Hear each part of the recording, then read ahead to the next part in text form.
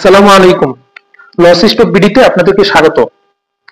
আমাদের মৌচাক ব্যবসা সিরিজের শেষ পর্বে আলোচনা করব মধুর বাজারজাতকরণ এবং কিভাবে এই ব্যবসাকে লাভজনক করা যায় তা নিয়ে। বাজারজাতকরণের কৌশল। ১ নম্বর হচ্ছে লোকাল মার্কেট। গ্রামে ও শহরে স্থানীয় বাজারেই সরাসরি বিক্রি করতে পারবেন। পরিচিত দোকানদার বা ফার্মেসিতে সরবরাহ করতে পারবেন। আর দ্বিতীয়ত হচ্ছে online platform. Facebook page, online shop অথবা ই-কমার্স সাইটে বিক্রি করলে গ্রাহক বাড়বে। হোম ডেলিভারির ব্যবস্থা রাখলে ক্রেতারা সহজে অর্ডার করবে। আর তৃতীয়ত সুপার শপ ও ফুড স্টোর। বড় দোকান বা সুপার শপে কন্ট্যাক্ট করলে একসাথে অনেক বিক্রি হয়। চতুর্থত রপ্তানি বাজার। সঠিক মান নিয়ন্ত্রণ, কোয়ালিটি কন্ট্রোল করলে বিদেশেও মধু রপ্তানি করা সম্ভব। সরকারি সহায়তা ও এক্সপোর্ট গ্রুপে যুক্ত হলে ভালো সুযোগ পাওয়া যাবে। এবার আসেন লাভজনক করার আরো কিছু কৌশল জানি। প্রথমত ব্র্যান্ড তৈরি করা, লেবেল, প্যাকেজিং ও একটি নাম দিয়ে বাজারে পরিচিতি তৈরি করতে হবে। দ্বিতীয়ত বিশ্বাসযোগ্যতা বজায় রাখা। খাঁটি মধু বিক্রি করতে হবে। ভেজাল যুক্ত করলে প্রথমে লাভ হলেও পরে ব্যবসা ধ্বংস হয়ে যাবে। আর তৃতীয়ত অতিরিক্ত পণ্য তৈরি।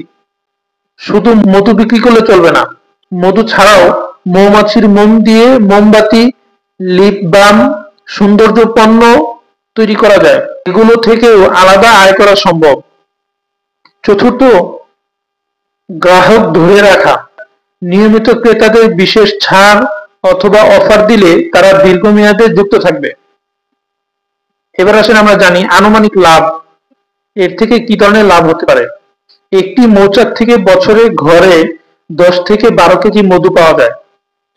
যদি আপনার কাছে 10টা বাক্স থাকে, বছরে প্রায় 100 থেকে 120 কেজি মধু সংগ্রহ করা সম্ভব।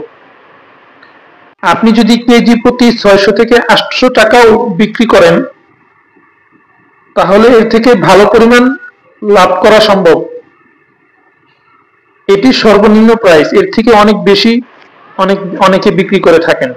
1000, 1500 টাকা, 2000 টাকা করেও অনেকে বিক্রি করেন। তো আপনি আপনার পণ্যের যে পরিমাণ ব্র্যান্ড করতে পারবেন, যে পরিমাণ পরিচিতি ও বিশ্বস্ততা তৈরি করতে পারবেন, আপনার দামও সেই পরিমাণ আপনি বাড়াতে পারবেন এবং লাভ করতে পারবেন। যাই হোক, আজকের পর্বে আমরা যতটুকু জানলাম কিভাবে মধু বাজারজাত করবেন এবং কোন কোন কৌশলে এই ব্যবসাকে লাভজনক করা যায়। এই 5টি পর্বের মাধ্যমে আমরা পুরো মৌচাক ব্যবসার A to Z সবকিছু দেখেছি আর জেনেছি।